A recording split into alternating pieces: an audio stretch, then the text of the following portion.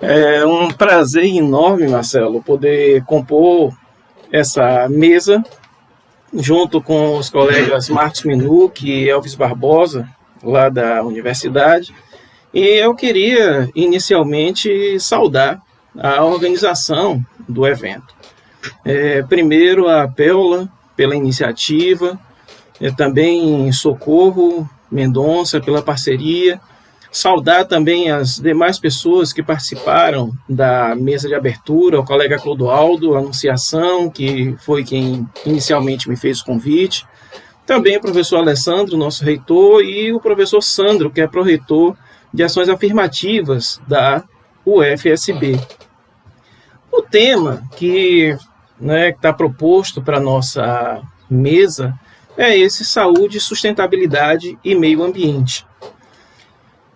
E é certo que muita coisa poderia ser falada a respeito desses 3 subtemas que compõem esse grande tema e que tem muito a ver com aquilo que ainda será falado durante essa semana de mobilidade. E tem muito a ver com um tema que eu gosto muito de falar, de discorrer, que é o tema da cidadania. E eu gosto muito, quem tem costume de ouvir as coisas que eu falo, sabe que eu gosto muito de citar essa parte do artigo 5º da nossa Constituição, para a gente começar a falar um pouco a respeito dos aspectos de cidadania. E uma partezinha do caput do nosso artigo 5º da Constituição, ele vai dizer que todos são iguais perante a lei, que não há distinção de qualquer natureza entre as pessoas, que homens e mulheres são iguais em direitos e deveres, e que aos brasileiros e estrangeiros residentes no país são garantidas, ou melhor dizendo, normalmente prefiro dizer, estão previstas, a inviolabilidade de 5 direitos que são direitos considerados fundamentais, que são o direito à vida, à liberdade, à igualdade, à segurança e à propriedade.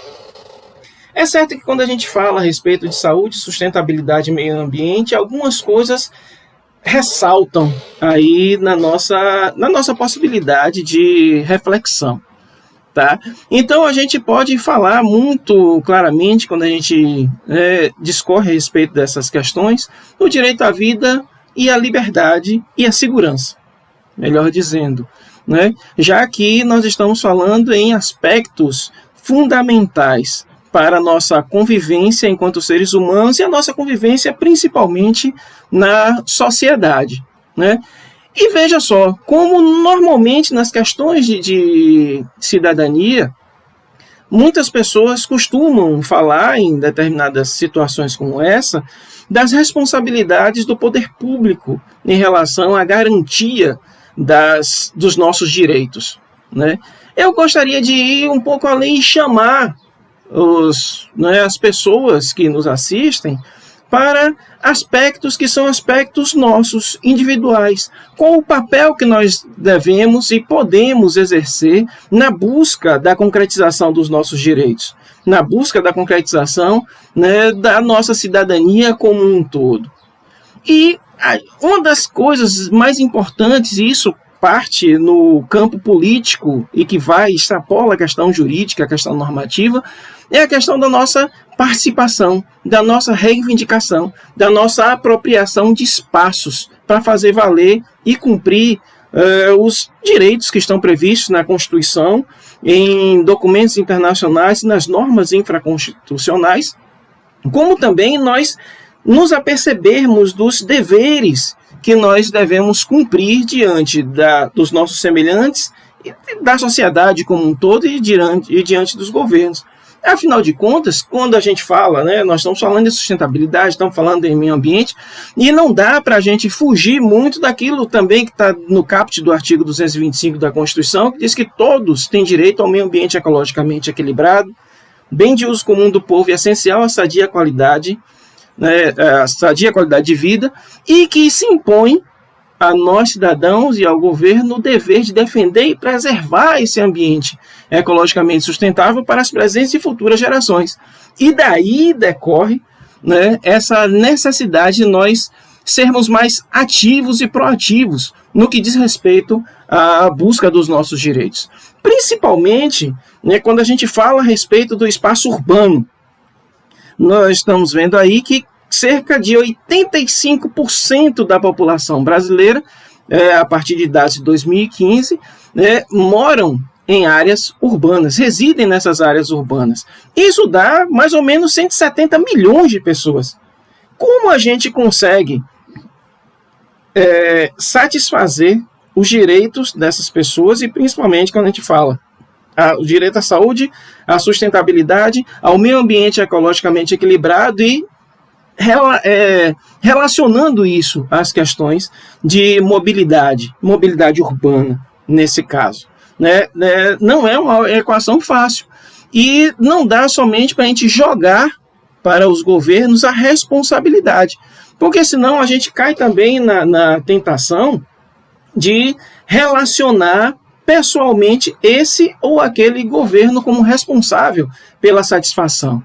O que nós falamos aqui é a busca de um direito à cidade, não simplesmente o direito de permanência e de utilização das estruturas existentes em uma cidade, mas a gente compreender a cidade como um sistema complexo.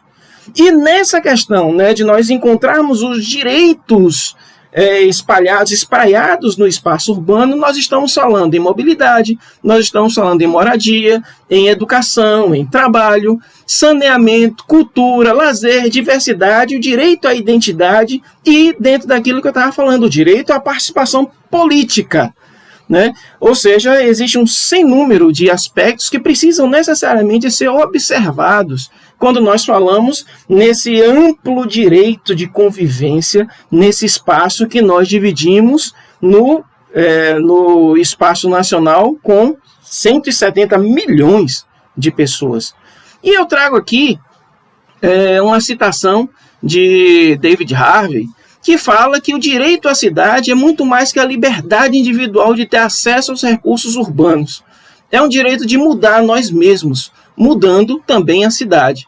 Além disso, é um direito coletivo e não individual, já que essas transformações dependem do exercício de um poder coletivo para remodelar os processos de urbanização.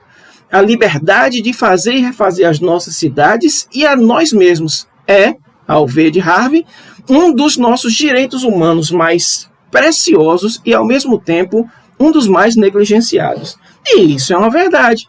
Quando nós andamos pelo espaço urbano, tanto como chamado cidadão comum, quanto também pelo observador dos fenômenos, a gente vai verificando quão deteriorado está o nosso espaço.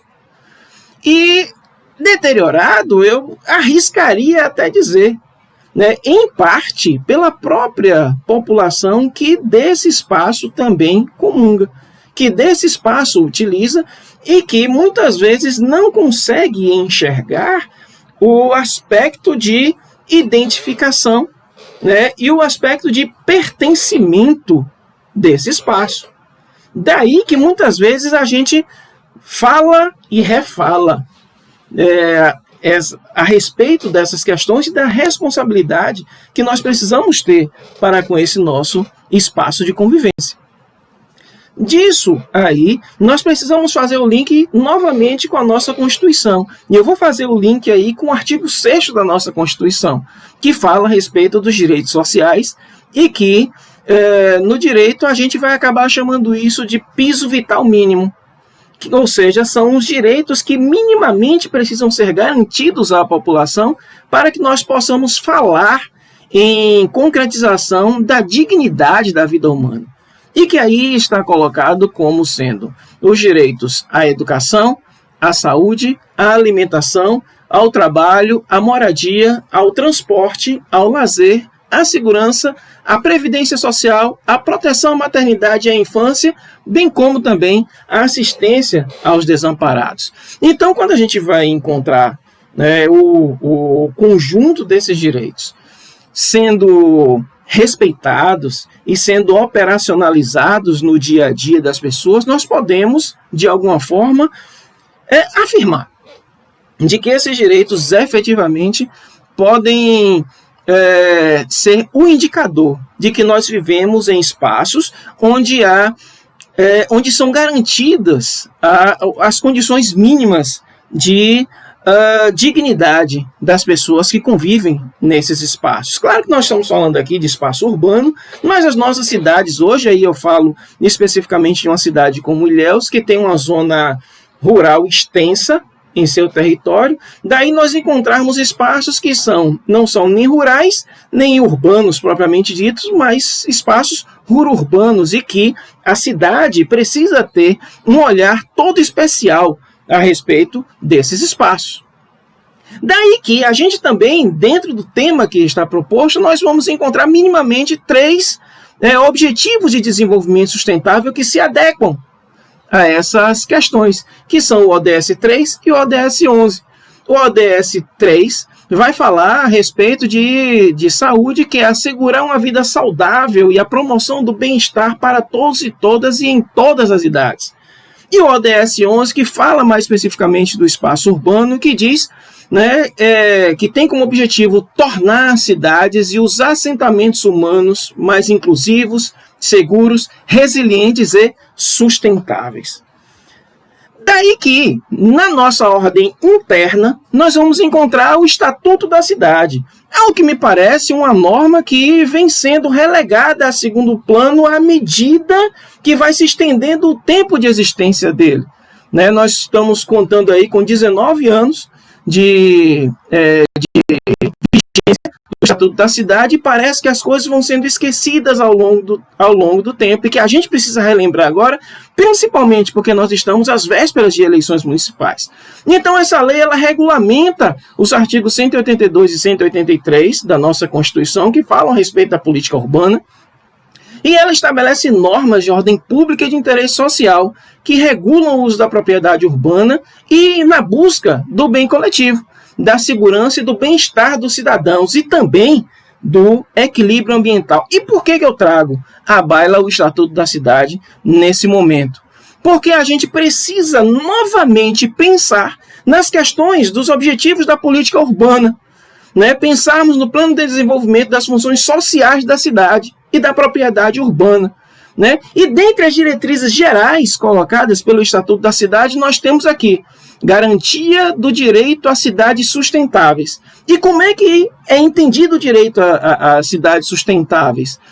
Como o direito à terra urbana, à moradia, ao saneamento ambiental, à infraestrutura urbana, ao transporte, aos serviços públicos, ao trabalho e ao lazer. Para essa e, claro, para as futuras gerações. Ainda tem como uma de suas diretrizes gerais a oferta de equipamentos urbanos e comunitários, o transporte, os serviços públicos adequados aos interesses e necessidades da população e as características locais. São determinadas questões que nós não podemos de forma alguma esquecer, e como eu disse, novamente agora que entra à baila a discussão a respeito de renovação ou não das gestões ambientais, e claro, a gente não vai entrar aqui de forma alguma no mérito de nenhum tipo de gestão atual, até mesmo porque nós estamos falando aqui, quando nós falamos de UESC e UFSB, nós estamos falando aqui em cerca de 80 municípios que são alcançados diretamente. Então nós estamos, ambas as universidades, do Baixo Sul ao extremo sul da Bahia, e que eu espero que essas nossas reflexões elas cheguem tanto às atuais gestões, quanto também àquelas pessoas que estão discutindo a possibilidade de estar nas gestões. Então nós estamos falando aqui, eu vou trazer um aspecto importante que precisamos falar no momento, já que nós estamos falando em mobilidade, a garantia de acessibilidade. Então, entre as diretrizes gerais, a gente traz novamente aqui a garantia de condições condignas de acessibilidade, utilização e conforto nas dependências internas das edificações urbanas, inclusive nas destinadas à moradia e ao serviço dos trabalhadores domésticos, observar os requisitos mínimos de dimensionamento, ventilação, iluminação, ergonomia, privacidade e qualidade dos materiais empregados. Então, nós tratamos da questão da acessibilidade e nós tratarmos muito claramente do respeito à saúde das pessoas que têm necessidades especiais, de nós tratarmos do ordenamento do espaço urbano e nós tratarmos, claro, de vida digna para as pessoas que dela necessitam, né? E aí, veja, no artigo 41, parágrafo 3º, esse dispositivo foi colocado no Estatuto da Cidade, né, de maneira recente, se eu não me engano, em 2018, ainda fala que cidades, e aí as cidades que estão obrigadas a ter plano diretor, entre elas Ilhéus e Itabuna, as cidades devem elaborar plano de rotas acessíveis com vistas a garantir a acessibilidade da pessoa com deficiência ou com mobilidade reduzida a todas as rotas e vias existentes, inclusive as que concentrem os focos geradores de maior circulação de pedestres, se sempre que possível, de maneira integrada com o sistema de transporte coletivo de passageiros. Então, meus queridos, minhas queridas, um dos aspectos que eu gostaria de ressaltar nesse momento é justamente a questão da acessibilidade, né? De como cidades como Ilhéus e Itabuna são tão pouco amigáveis à questão da acessibilidade. Basta uma pequena andada pelos centros urbanos, né, e aí especificamente pelo centro da cidade, pelo comércio e pelos próprios prédios particulares e prédios públicos, para a gente verificar que nós não somos cidades acessíveis e que precisamos cuidar com muito cuidado desses aspectos relacionados à cidadania das pessoas que moram nos nossos espaços urbanos. E aí eu estou trazendo aqui, né, já caminhando para a finalização, né, uma partezinha aqui somente para a gente lembrar da existência de um plano diretor na cidade de Ilhéus. A Lei 3.265, que é de novembro de 2006, portanto, ela tem, vamos dizer, 14 anos, e, portanto, também seu prazo de validade já passou, tá? E é a lei que hoje dispõe sobre o plano diretor participativo de Ilhéus, né? Essa lei, ela traz em si uma série de políticas, tá, voltadas para o ordenamento do espaço do município de Ilhéus, e a gente traz um destaque especial para os artigos 75 a 92, que fala da política municipal de mobilidade urbana e acessibilidade. Nesses artigos, ela traz uma série de normas, podem ser consideradas normas técnicas, outras normas mais de política, traz também diretrizes, objetivos e traz 3 subseções específicas, que são as subseções de trânsito, de transporte urbano e também do transporte de carga. Lembrando que Ilhéus ainda não tem o seu plano de rotas para acessibilidade prevista no Estatuto da Cidade. E que nessa necessária revisão do seu plano diretor, que já passou da hora, e inclusive é importante a gente salientar, retirando de lado qualquer tipo de mérito em relação a qualquer gestão delas, a própria lei do Estatuto da Cidade, ela diz que incorre em improbidade administrativa o gestor que deixa de aprovar o plano diretor, caso ele não exista, ou mesmo também deixe de fazer a revisão do plano diretor quando se encerra o seu período de revisão. E nesse caso, Ilhéus já encerrou o seu período de revisão em 29 de novembro de 2016. Né? Então, meus queridos e minhas queridas, fica aqui essa nossa reflexão, essa nossa chamada, né, para as discussões e reflexões dessa 4ª semana de mobilidade, novamente, né, agradecendo pela oportunidade de estar aqui. Estão aqui colocados, né, os meus contatos, o QR Code para acesso ao meu cartão virtual, né? Você pode aproximar o seu celular que você vai bater lá. E aqui está também o convite para que você acesse os perfis do Instagram que a gente utiliza. O meu perfil pessoal, Prof. Guilhardes, e o perfil também do nosso projeto do Que Tal Ambiental, vinculada ao projeto de extensão Vivências Interdisciplinares em Direitos Socioambientais, lá do DCJU, da nossa Universidade Estadual de Santa Cruz. Então eu vou agradecendo essa participação, né, e aguardando aí a oportunidade da gente bater um papo durante os debates desse seminário. Muito obrigado, gente.